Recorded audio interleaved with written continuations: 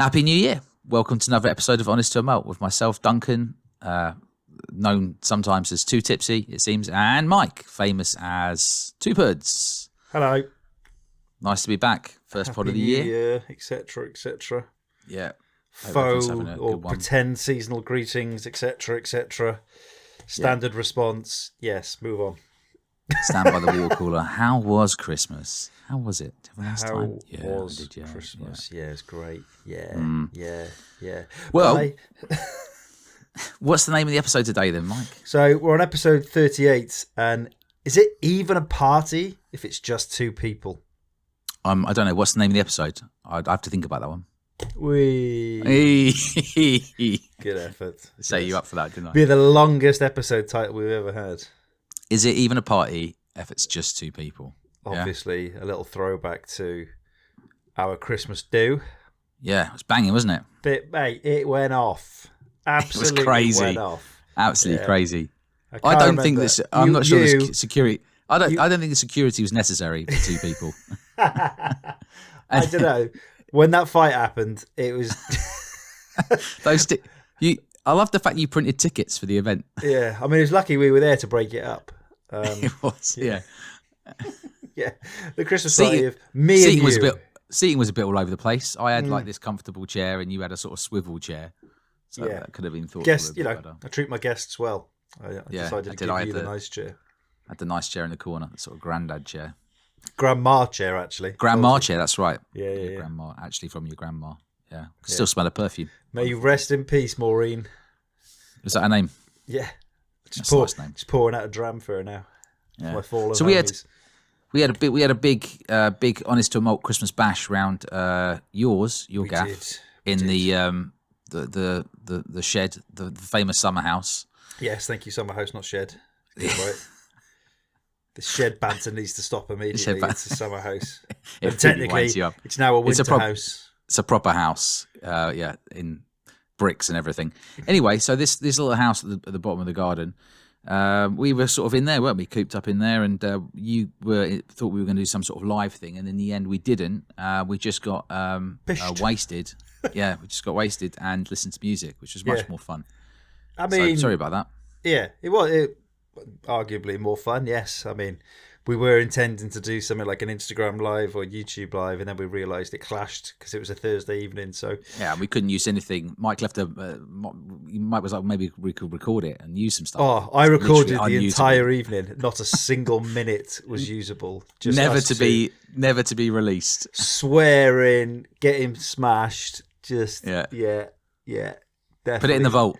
Yeah. It's in the vault. It's been burnt. So yeah, it's not. Yeah, that's never coming out. You did get some really good. I brought some cigars over. Lara very kindly made bolognese at one point, which was good. Full on hosting. I found the drams we had as well because I couldn't remember what we drank for. Well, I can remember the stand-up ones, but I can't remember everything. Right? Yeah. I can tell you what was disappointing, and I can tell you what was brilliant. I can't remember the in-betweens. What was disappointing? The Hazelburn. Yeah. Yes. It was just a bit. Yeah. What was it? It was the port one. Oh. Yeah. So disappointing. What a waste. And what was standout was that Bimber 124. Yeah. Cask 124. Oh, we did. What else was standout? Bimbers 124. We had the famous Grouse, 70s one. Oh, yeah. We had some of that Italian famous Grouse. That was brilliant. That was good. We had good. Sipping Shed. Indie Bottler now closed. Blair Athol. That was mega. My favourite whiskey of all time, Inchmurin. Cask 5834. Chardonnay. We finished the bottle, didn't we? Bottle killed that. Bottle killed your favourite bottle of ever. Yeah. Yeah. I forgot about that. That was good. That was tasty. JD Barrel Strength, 64%. We had the Manic Moor from James Eady. We had some AD Rattery 5-year-old Campbelltown, so clearly Scotia. Yeah. And Christmas jumpers were worn, very festive, very, very drunk. Yeah, there was obviously you had to wear a Christmas jumper, otherwise you weren't allowed in. Yeah, that was the Dorman policy. Strict entry rules. So, yeah, thanks. I had some good whiskies. It was fun. Yeah, it was a good crack. A couple of cigars. It was really smoky in there.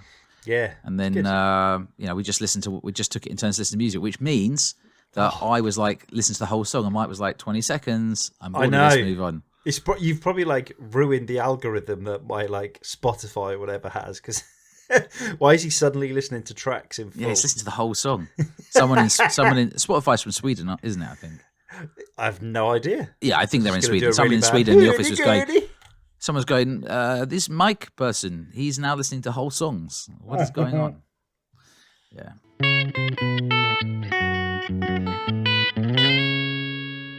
So today we've taken different paths in January, haven't we? Right.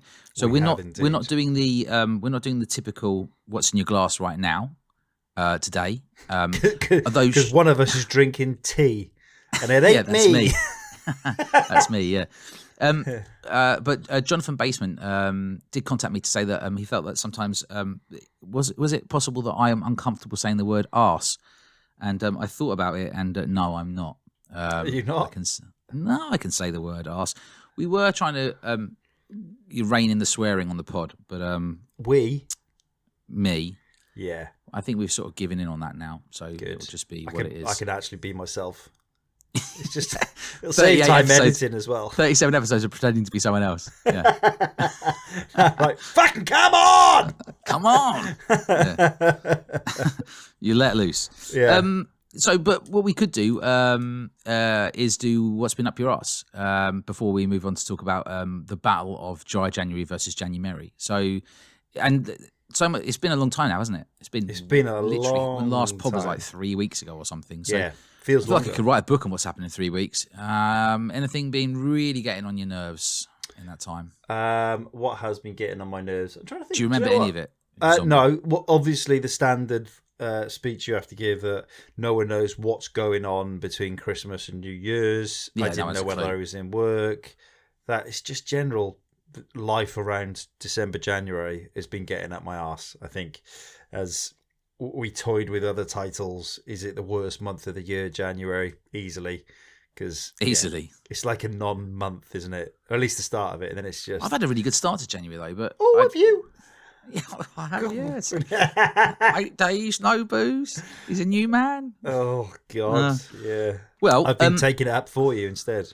Well, loads of stuff has recently got on my nerves. Would you like me to share? Oh, do please go on. You don't know about these particular gems, Excellent. I don't think. Well, the first one is I'd lost for a long time a garage key, so it was more of a sense of relief. And I don't know if I told this to you, but when I was coming over yours, I obviously had to dig out my motorbike boots because I rode over to Mike's. Again, easiest way, get through the traffic. Yeah. And I found this garage key that I had not seen for months. And it turns out I'd left it in one of my motorbike boots. And yeah, so. Do you remember putting it there for safekeeping? I don't, and that's what gets on my nerves. Oh. That's what really annoys me. The fact that I forgot that I might have left it in that motorbike boot. I'd searched everywhere for that key, except in that boot outside in the cupboard. And Maria, if you're listening to this, move it again. Yeah, that's where she hid it. Yeah. She kept asking me, "Where's the garage key, Duncan? Do you know where the garage key is? When are you going to find the garage key?" I'm like, "We've got a spare. It's fine." Anyway, so there's that. And then one of the funniest things happened over Christmas, which was definitely up my arse, was I took a few bottles back to Maria's dad's for Christmas to, just to consume, just to leave kicking around, just to drink as you feel free. Just go for it. Lot Lomond 18, Space Side 30-year-old. Just free pouring the good stuff. Yeah, the chick, 12-year-old. They were all just kicking about, like four bottles and a bunch of samples. And, he likes a whiskey. So I was like, "Dave, do you want a whiskey?" He's like, yeah, I do want a whiskey. Well, I can't remember what day this is because, as you said, who knows what day it was? We don't know. Point one day during that period, yeah.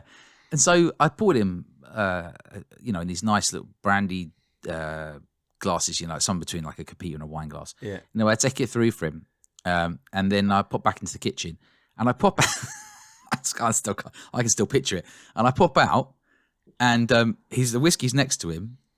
And he's got his trouser leg rolled up or his shorts rolled up or whatever, and he's just slathering deep heat onto his legs. Oh, and I just paused because it stinks, right? Deep heat. Yeah. And I first paused and I went, "What are you getting on the nose of that one?" I'm getting. What are you getting on that one then? Rugby changing room. Distinctly rugby. Brilliant. Yeah. I was just like, I don't know why I bothered. Let's just ruin one of those senses immediately. Yeah. That is outstanding. Yeah, absolutely.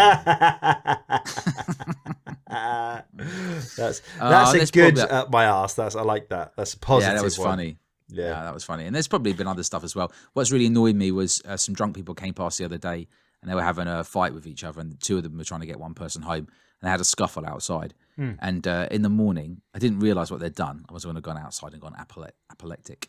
But in the morning, they'd managed to get the street bin over the fence into the front garden. Right?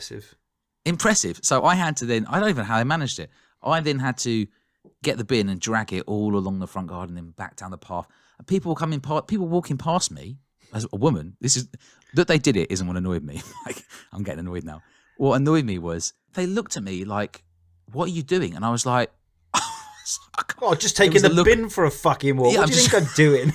I've just chosen to put the bin on the front garden. Yeah. Hey, it's not the first time I've done this. I just moved the bin for fun to the front garden. Yeah. I was like, what's his name? Larden. She was like looking at me. Just hanging out with Bin Laden.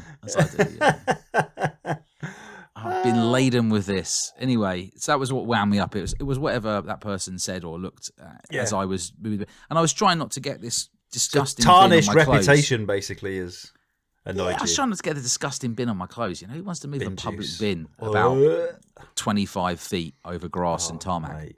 No one, right? No. Anyway, anything else? I've been there. You've been there, done that. Anyone else? Anything else been annoying you? No, all good at my end. Yeah, fatherhood, Sweet. cracking on with that. Yeah, she was like, she just settled into a routine. We were all happy. We were getting 8 hours sleep. Yeah, bit of well, not 8 hours solid, but a good 8 hours sleep. And then she went for her latest round of jabs, vaccinations, and this weird norovirus thing. So, yeah, she's giving me the shits. She's up all night. She's screaming. Just, my God.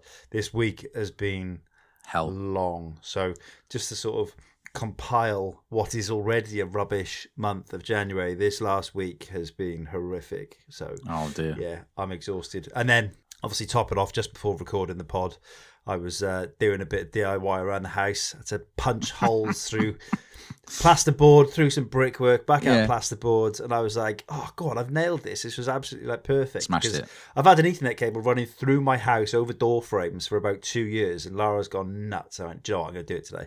So just as I'm finally getting the cable through, I had to give it a proper yank. And I've nudged a massive floor light, and it's like $5,000 worth. It tips over, and just all the bulbs inside have shattered. And I was like, all the good work and hard work I've just done to get some brownie points back.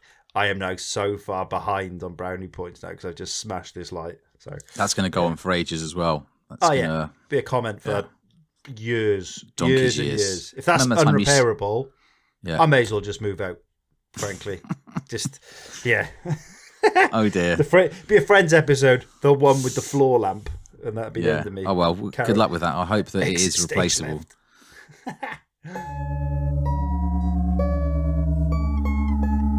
Let's move on to more positive things. I feel incredible. 8 days, no booze. January. Rubbish. 20 push-ups a day, 20 squats a day. What else have I done? I've done one 24-hour fast already. I did a run. I did some skipping. I've been walking. How's your Jan going, Mike? Mega. I've had my feet up watching telly, and I have started January, which is the counter to the dry January, the fake season that everyone pretends to celebrate them health and well-being, then falls off another twice as hard in February. It is splitting people, though, isn't it? There's the dry January crew who have decided to give up alcohol for a month. But I'm like, and then why there's do the it? January crew. Yeah. Well, why?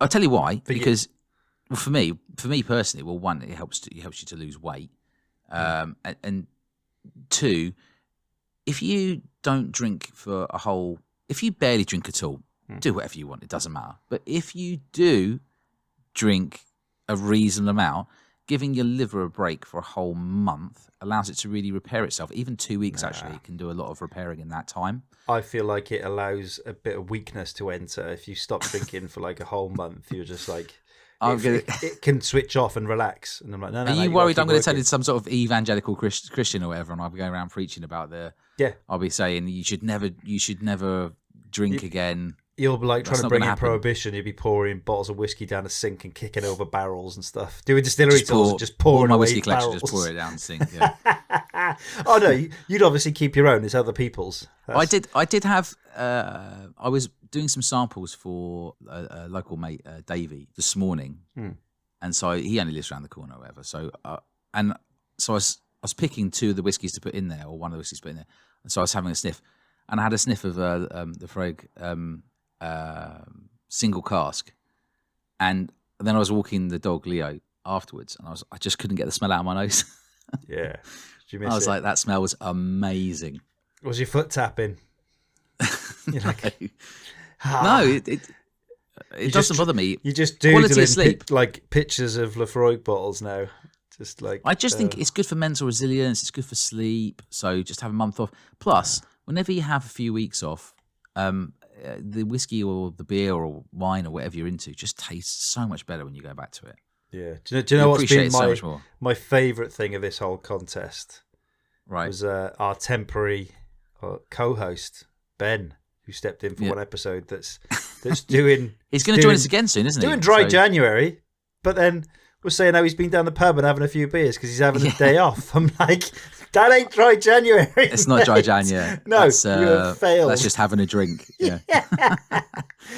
Yeah, I like that. It was like, I'm doing dry January, except I've been down the pub and I've had a few. Yeah. I mean, technically, I've done dry January from like midnight to about sort of 7:30, 8 p.m. every day. Yeah.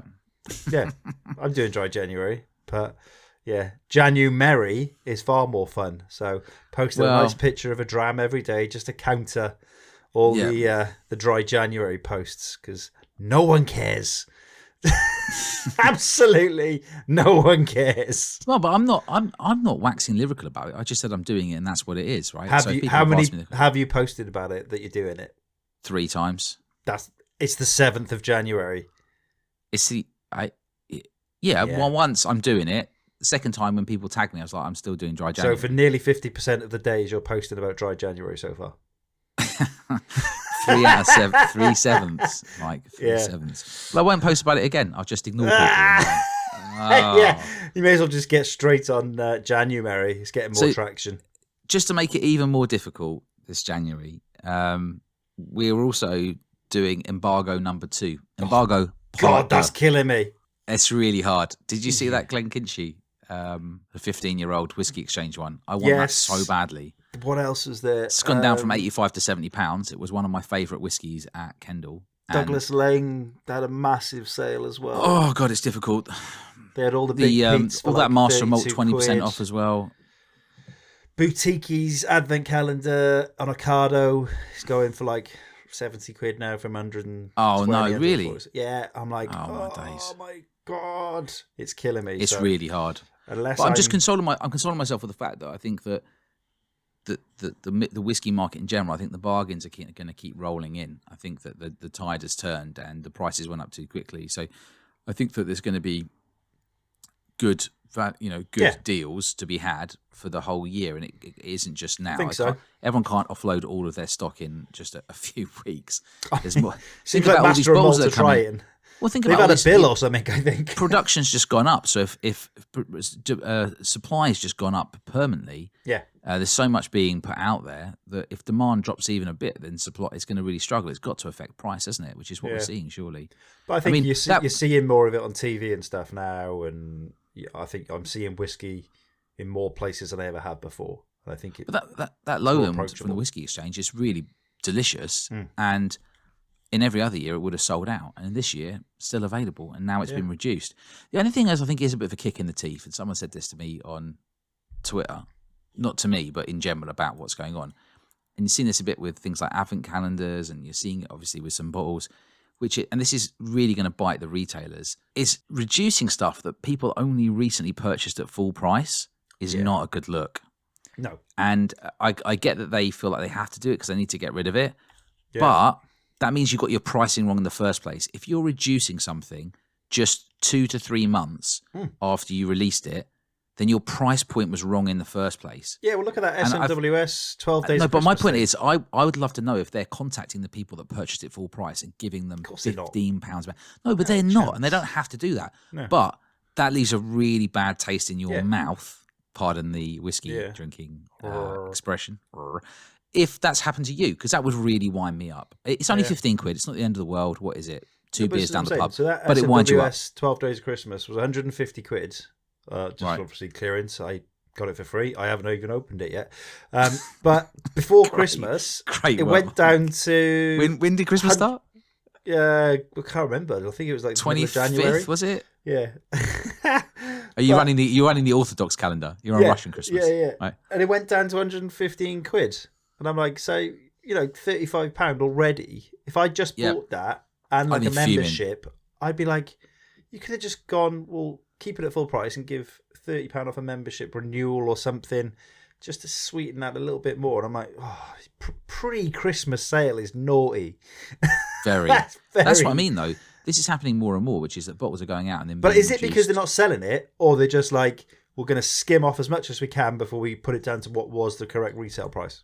Well, it's going to change consumer behaviour, which is we're already getting educated that if in the current car you look and you say the price is too high. I mean, don't be wrong. There's loads of bargains out there still. Yeah. I mean, there really are. I mean, there was. We'll cover our bargain of the year later on. Yeah, we'll get to that. But but we're now starting to get educated, and I'm just starting to go. It's probably better to wait. It used to be better to just scramble. So other than, for example, Springbank that you can't get, if you get it, buy it on site. If you really want to drink Springbank, you shouldn't wait. Just buy it.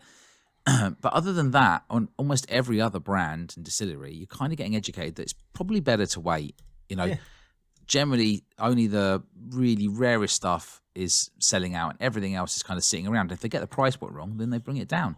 Exactly. So I think that's one that they're going to have to get the price points right. Otherwise, if they keep reducing them, people are just going to wait and wait and wait. It's going to make the I think supply demand thing even worse. There's been such for a the industry, boost not for everywhere. The do you know what I mean? People have been hiking prices up to match auction pricing, which as a callous businessman sort of face, I can see it, because what's the point of me selling something for this price when someone's going to buy it and immediately make a load of money on it?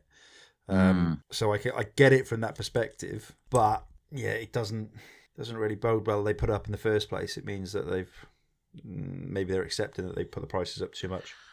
I think so. We'll have to see. But anyway, so we're on an embargo, but there've been stuff. It makes me. I'm going to really want to get that, but I can't get it.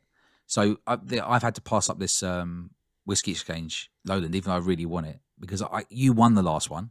That really wound me up. Yeah, it is. And I have a feeling you're going to win this one as well, but I don't want to. I came too bloody close with the Douglas Lang stuff. Did you? All right, okay, well, that's at least something. They've got some decent Christmas bottlings and stuff, and I'm like, like Epicurean Glasgow Special Edition, and like 200 bottles. It was like 38 quid, and I'm like, I know that's going to be mega. I know that's going to be great, but I'm not doing it. Well, the whole point was we didn't. We've both got loads of open bottles. Yeah. What was the last bottle you bought then? Because we need to put.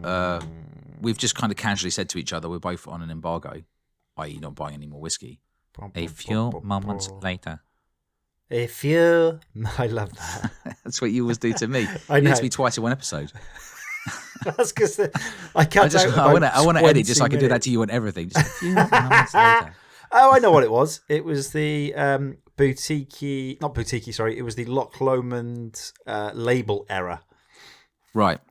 Yeah, okay. Yeah, I bought that one as well. So 7-year-old, can't remember what it was. Edition 4, Loch Lomond Distillery Edition 4. Right, that was the last one. So that was 29th of November. Yeah, and then they gave a £10 voucher out, which I don't think I've used. So, okay. Well, then, I'm saying my last one was the Mossburn Foursquare rum. I had to have it. That was before Christmas. I don't know when it was. I mean, if it makes it easier, we can just start from January 1st. It's fine.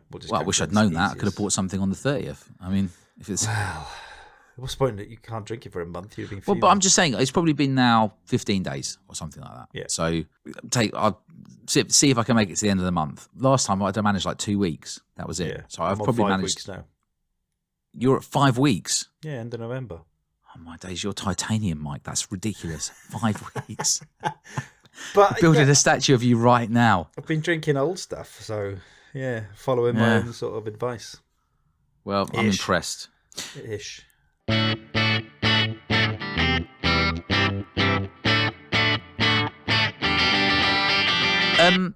We got a Kolderak kindly sent us in a correction to the last pod, didn't he? He did. Which we'll play in full for you. Yeah, I'll insert that now. Hi guys, this is Kolderak, and I'm giving you a call, let's say, to correct you on your horrendous French pronunciation about the owner of Glenmorangie and a sweet dessert wine we have in France.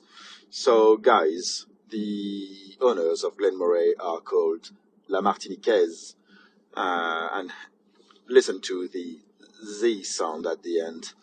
And regarding the sweet wine, it's not Sauternus or whatever you pronounce that. It's Sauterne. Sauterne. So I really do hope you won't make my ears bleed again. And see you next time. Yeah. Now was it? He sounds a lot like George St. Pierre. So much so. And I played you. You were like, I told you. I don't know who this person is. Frankly, I told you this at the Honest to Malt Christmas party, frequented by the two of us. Yeah. And you were like, "Who is GSP, George St. Pierre?" And I was like, "He's an ex-UFC fighter from Canada." I was like, "Kolderak sounds exactly like him." And I was like, "I can pick any." I said to you, "I can pick any clip of him ever," and you will say, "Oh my god, that's him." Yeah. And I was right, wasn't I? You were right. I was like, I don't know who this guy is. Yeah, there might be a link. And I went, oh my God, they are vocally identical. So what he should do now, Kolderak, is go on and do like, you can charge 10 quid to say happy birthday to someone. Yeah. Just pretend he's the UFE geezer. You can just pretend to be GSP. Yeah. UFC geezer even. UFE.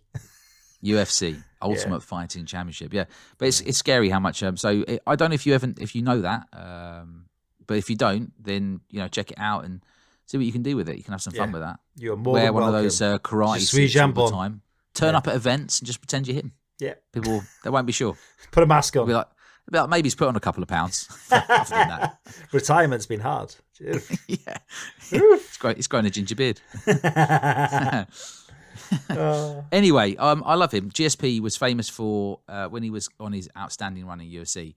He would, whatever fight was coming up, I remember he would say, for example, he was the best at grappling, and they'd be going up against the person who's the best at boxing or whatever. Because they can do whatever they want, can't they? Pretty much, except kicking each other in the head in a football type way. And he would say in his kind of robot French Canadian voice, he'd say, "I will beat him standing up. I will outbox him." That's what he would do. And then he would win like that every single time. Even in one match, he did a Superman punch. It's incredible. So as a comparison, if I could sound like anybody, that wouldn't be a bad person to sound like. One of the best UFC fighters of all time. So kudos. I'd like to say, if I could sound like anyone, it'd be Will Ferrell. I think that would be your choice. Yeah, it'd be so That's funny. rubbish. I'd just crack up all day. I'd be laughing at my own voice. Sounding like would be one thing. You'd have to have his comic dry pauses. Standard. I'm hilarious. Well, you made me laugh. Fair enough. So we're both on this embargo. I'm doing dry January. Mike's doing January. We said I tried to think of something which is what's the driest substance known to man, and I had to look it up online. And it's silica gel. That stuff that everything's packed with, which would make sense. It does make sense, right? Because it's there to suck the moisture out of stuff. And we'd love to know if there is anything actually drier than silica gel, or if that really is the driest substance known to man. Yeah. But it felt quite fitting because this episode is about not buying whiskey, which often stuff that comes in the post is usually packed with silica gel, not whiskey actually. And dry January in many dry senses. January, exactly. Tied it all together with silica gel. So and I joined the water jug club. I saw this. Yeah. You got one, you picked it up in a charity shop. No, Maria got it for me for Christmas. And she got it from a charity shop. Yeah. English whiskey company, some sort of whiskey jug. Just opening it now to show Mike. Tell me she didn't pay more than a £5.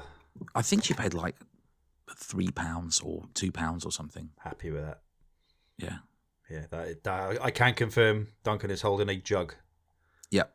So it's a red, the English Whiskey Company jug. It's quite nice. I'm just not sure if I'll ever use it because I don't use whiskey jugs, but we'll see. Maybe I'll get it out when people come round. It's almost as attractive as a Bell's decanter. Oh my God, we had the Bell's, didn't we? We had the Bell's decanter. Did we actually drink it? Yeah, I opened the 1982, got it here. The one that everyone knows, 1982. To commemorate the birth of Prince William, the Prince of Wales at the time. 21st of June, 1982. Or Prince William of Wales, I don't know. And it's away. Fucking awful. It was terrible, wasn't it? It was terrible. So if anyone is sat on a Bell's decanter going, I wonder if it's worth it just to see what it's like, don't bother. Nope, it's not going to make any money, but just keep it sealed for no other reason than it's horrible to drink. Just put that back. Awful. Was that? Did we manage to drink it? I don't think I did. I think we tipped it away. I'm trying to remember. It was when you first arrived at the house because I was opened early it and the top on-ish. came straight off it and I was like, oh yeah. So I had to then decant it, sift the cork out of it. It's just, yeah. So I can't even blame it. It's had time to be oxygenated and get a bit of it, and it was still awful time. Yeah. Well, that was pretty bad. That's true. It wasn't the most disappointing thing. Even that was the Hazelburn. Oh yeah, Hazelburn port cask, which it's just sitting there. Maybe I get better with time. It did get nicer as it got watered down to about 30%. It was decent. But, no, it just went spicy. I didn't like it then either. Yeah, I liked it when it was really reduced, but yeah.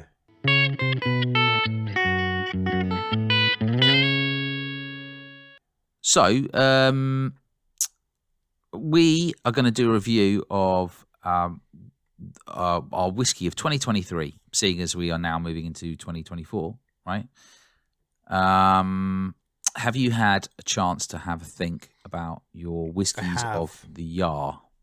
Yeah. So, first place was difficult for me, and it's kind of, can I choose to... Oh, you're doing it, and you're doing like a... Okay, I was going to do straight out whiskies. You're doing first places, okay. Yeah. Was the 2023 Bunnahabhain Cask Strength. I think it was That's your first place? Joint Wow. with SMWS. Oh, yeah. Antidote to Dull. Yeah, I put that in my top 10. Absolutely smashing. I think that was £70 a bottle.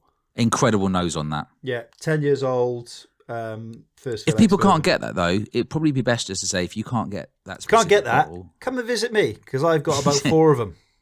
And I don't mind Mike, I'll buy one off you. Don't do that. No. Ridiculous. Don't give them to random strangers. Not to be sold. You must come and visit the summer house. You have to call it a summer house. Yeah, so those two, that was my top sort of drams. Like, I know Bunnahabhain's appeared on a lot of lists, but I really have loved that dram. Hang on, just decent.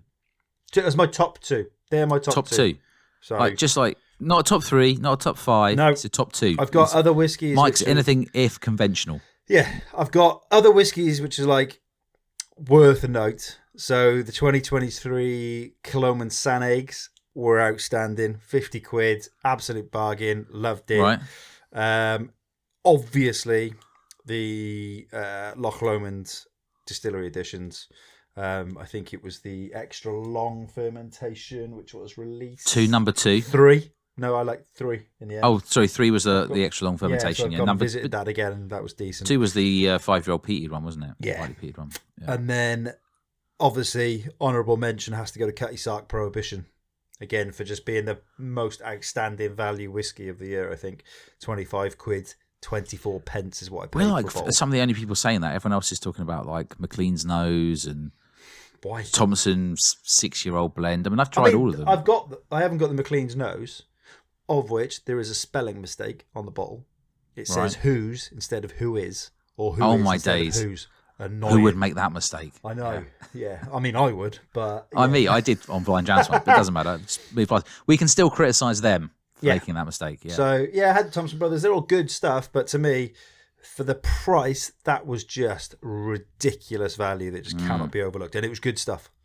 Really good stuff. So that was my list. How about you? Well, I've gone different to you, actually. I did have the Antidote to Dull written down as a top 10. I've not, because you know what Mike and I like. You do if you listen to the podcast.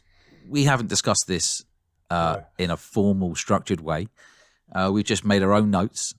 If any of us made notes at all, I did. I've written down my two favourite Scotias of the year were Antidote to Dull and Surf, Sea and Shore. And I can't really decide which one. I preferred the nose on Antidote to Dull. I thought the nose was truly bonkers and totally fascinating, and the palate was great. But I mean, if you weren't on Dry January and you were on January, you could be joining me for a dram right now. Is that what you're drinking in your glass? That's what I'm drinking right now. It's lovely. Yeah. So I preferred the palate on Surf, Sea and Shore. I loved the kind of sort of fish and chips, like vinegar kind of note. I really loved the palate on that one. So I put them both down as being sort of top 10-ish. I also put down, it's a bit of a Glen Scotia loving now, I put down the Glen Scotia Festival Edition, the White Port. Oh, yeah. I really think that was one of my favourite whiskies of the year. Just the sort of stone fruit. Everyone I gave it to that tried it, or I tried it with other people, on top of drinking it myself, obviously. I mean, money talked. You bought a lot and opened a lot and shared a lot. Yeah, I mean, I think I had 2 bottles of it during the year. Other things that I really stood out to me were the Old Perth Pedro Jimenez edition, that cask strength edition, just because it was so silky, cherries, blackcurrant. And people talk about smoothness, but oh my days, was that was, and I gave that to a few people as well to try, even people that don't drink too much cask strength whiskey, and they were like, wow, this is incredible. And I was like, see? So, and then last, like a late edition would be that Siren Bay 18. I really think that was insane for 55 quid. Talisker. The Mossburn Foursquare snuck in because I don't drink that much rum finished whiskey or rum influenced whiskey, and I just had that and just could not get my head around how amazing it was, hence buying a bottle. Hazelburn 12 Oloroso from earlier in the year, and I put both best and worst whiskies of the year, and one of my favourite bottles of the year was a Springbank Handfill, and one of my worst bottles of the year was a Springbank Handfill. No way. Well, there you go. No just way. Shows the batch variation. Just shows. And I don't know if the second one was even Springbank. I think it probably is, but the batch variation was mad, right? And you're not really a massive sort of spring wank, are you? Like, that just gets over it. You sort of give it, if you can get it, but you're not like... Yeah, you're not going out of the way to hunt it. Well, it's because I haven't had... There's all these people, you've drunk it for a bunch of years. Like, it's good, but... I'm not getting caught up in the FOMO now, because when I've tried it all in the past and been drinking it, I've never gone, I have to have this. This is like the greatest thing ever. But now I think everyone's like, I have to have it. It's the greatest thing ever. I'm like, well, I didn't say that before. Why would I say that now? Yeah. It's just a very interesting, different whiskey, right? Why would I suddenly now say I have to have this? And of it has to be bourbon cask for me, really, rather than sherry cask. I'm not too keen on the sherry one so much. Sometimes, even though I'd take a, sherry to Tamdo over a lot of other stuff, wouldn't I? Anyway, so bargains. Oh, also the Springbank Local Barley, the 2023. I loved that. It was oily, it was dirty. So that Springbank did creep into my list. Another recent one was that Phoenix Rising from Glen. Glen Moray. Glen Moray. So that one for 30 quid, the chocolate and the coconut, and I think it's kind of in that, for a 40% whiskey, I thought it was really doing well. I'd written down bargains of the year. This was shopping bargains before all the crazy end of year sales. Lot Lomond 18 I managed to get a couple of bottles of that for sort of 53 to 58 quid, which is just so good. Siren Bay, when that was 55 quid, that 18-year-old. The Highland Park 17-year-old from Master and Malt for 70 quid. Single cask was ridiculous. Talisker Eggs Parlay, which I think was on Amazon for about 50 quid, might even still be. I think that's pretty much a bargain. Scallywag for 22 quid at one point. Cutty Sark Prohibition continues to be a bargain. Some auction bargains like Booker's Lumberyard, 55 quid. You can't remember them all, can you? But I mean... You mentioned, I can't remember what you mentioned, but it gave me a flashback, and it was one of the best whiskies at the whiskey show we did, which was the Dunville's 21 Palo Cortado. Oh, the Palo Cortado, yeah. As a non-Scotch, that has to have a special mention. That was outstanding. Pricey, very pricey, but if you're rich, go and buy one. Go it, yeah. It was really, really good quid or whiskey. something, wasn't it? Yeah. I mean, there's so many that tried during the year. I think you've tried hundreds and hundreds and hundreds during the year. I don't even know how many because we don't do spreadsheets. So I don't know. But it has to guess it's at hundreds. So I don't know how many. Don't want to know really. And I put down stuff that the other things were disappointing. I was a bit disappointed in the Milk and Honey Sherry Cask Elements, if you remember that from earlier in the year. The world's best whiskey. World's best whiskey, yeah. Just had that slight lemon pledge note. Yeah, lemon. We need more lemon pledge. We need more lemon pledge. Other than that, it was all right. It's totally drinkable. Had a bottle. It's gone. And I think I was also a bit disappointed with that recent 1991 30-year-old Speyside. Not that it was a bad whiskey. It's quite delicate. And initially, I always find with those, I get quite a lot if you really concentrate on the kind of nose and the palate. But if you're not really concentrating, you don't really pick it up. And it just was very peaches, kind of chocolate, orange, perfectly fine. I am finding 120 myself quid fine. Maybe more to those relaxing drams, like you said, the Phoenix Rising. 40%, just something you can have like a school night dram that is perfect. Like you're not going to feel like rough the next day. You're not going to feel like you've just been gargling petrol in the morning. Even like one dram of like high 50s or like early 60s can absolutely ruin your mouth the next day. So that doesn't happen to me, but I do think that my sort of maybe 2024 is the year of 46 to 50%. That's my real favourite spot. Start now, a lot of whiskies at late 50s. Start right now. Go and buy one right now. Treat yourself. It's within your hands. Get up off your seat, go to the cupboard, pour yourself whiskey, come back, and then order something online. You may as well just go big and break the embargo and your fake dry January thing. Do you remember last time on this stupid embargo? And I was just sat at one point with like about 100 quid's worth of stouts in my car, like chocolate stout and other stout. I don't know, oatmeal stout and all that kind of stuff. And I was just going, I just want to buy all this stout. Yeah, because the embargo. Maybe this is why you need dry January. Yeah, because it was a whiskey embargo, wasn't it? Not a booze embargo. Yeah. So I was going to buy all that stout just to make myself feel better about the fact I couldn't buy whiskey. Just for the joy of buying alcohol online, not even drinking it, just the sake of like finding a good price, some good stout. Yeah, it's funny, but no. Although it has been a year of stout, we have ventured into London a couple of times and had a good stout here and there. Yeah, well, we also had some good guests on in 2023, didn't we? We had the famous Michael Henry on. Yeah, yeah. Who talked? Michael also, Henry. I've put the podcasts onto YouTube. Yeah, just so it's on another platform. Not expecting any views on there, and I think most have got 0 views. There's the odd one that's got like 3 views. Sam Hewen versus Jensen Button. Not actually video of us. Is 390 views. Plays. Yeah, in comparison to like 1 play. I think that's because someone posted it in that community, didn't they? Yeah, so. The Sam Hewen fans are absorbing it. It was getting reposted again today. It just keeps popping up. I'm like, brilliant. That's funny. Yeah. So but go on YouTube. You can listen to us on there now as well. So while you're pretending to work in the office, no, don't listen to us on Spotify on our website. Listen to it as a podcast.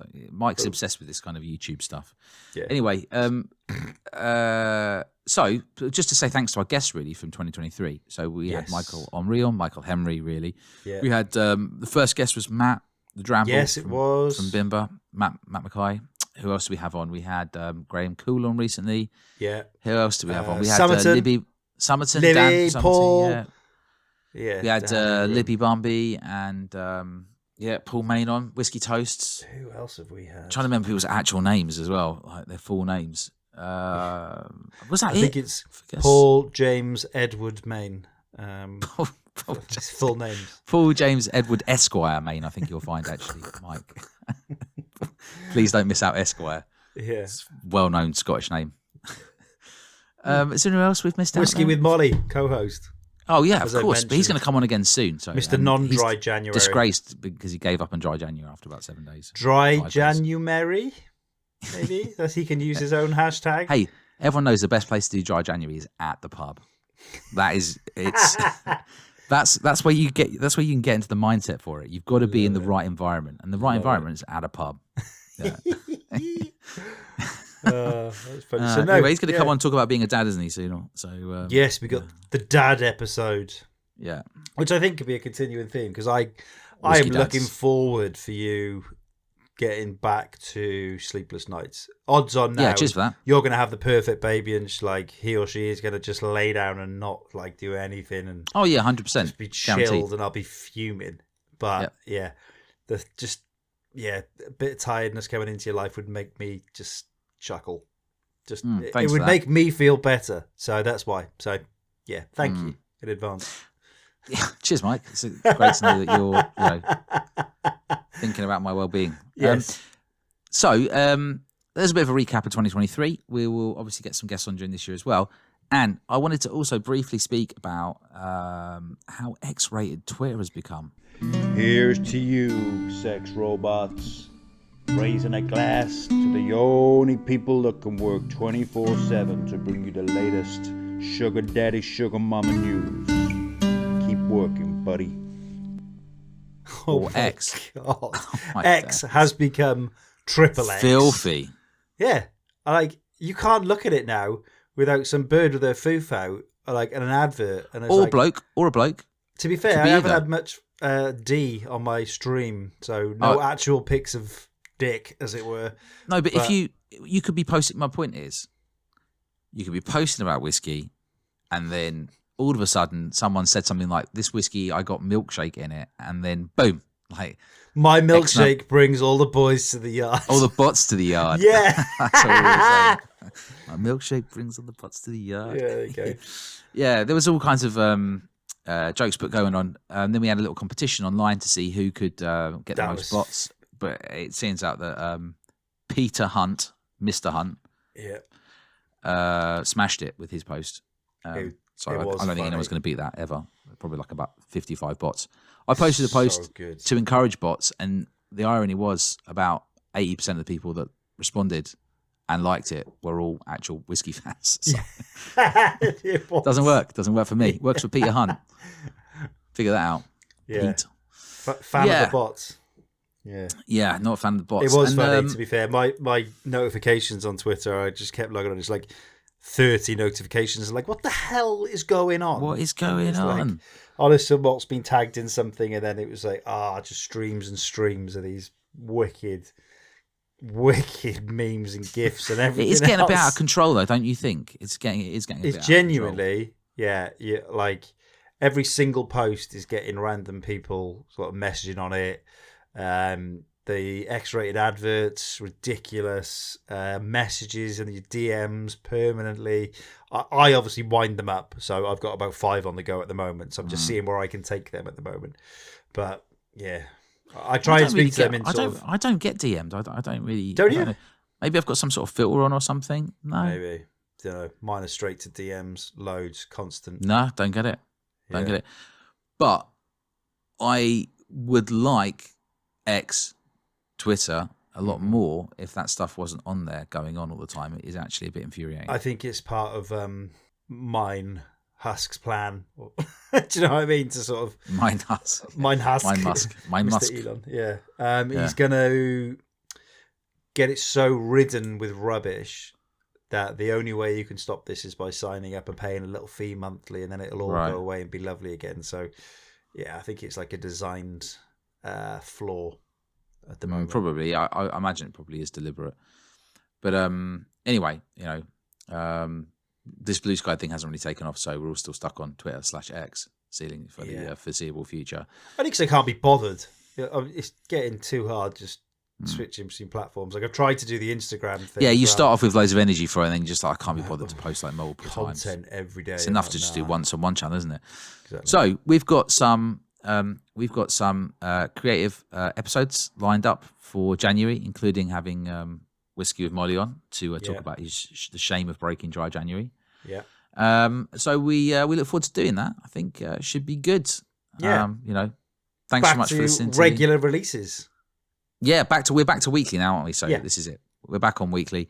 We'll be doing the usual stuff. What's been in our glass? What's been up our arse? Subject for the week, whatever that is, and something else in between, and pumping them out once a week. That's what we did. We got together at Christmas just to talk about how much we missed. Yeah, everyone that liked the tweet ever, we wrote your name down and sort of said a thank you. Tattooed it on our. It won't be there, obviously. Legs. You won't know about it, but we did thank each and every one of you. Yeah, we did. So thanks for listening. Thank you for listening, and we look forward to having a fun 2024. And we'll catch you on the next one. Bye. X-rated Twitter's in the gutter now, so pour me a large one and wipe my brow. Don't tweet milkshake, who's sure for? Who knew tasting notes would help you score? Oh, fanny butts getting all up in my shit. I was posting about whiskey, not dick. Sugar daddy wanna buy me some spring bang. In turn I gotta give him Gotta give him what? Linda rates 7512. She likes a fruity scotch and a bit of blue. US Terry 76021 loves a creamy bourbon and a bit of bum fun. Patience 09473 enjoys a pretty drama human being. Dennis 45298, he rates the spicy right and he wants a date.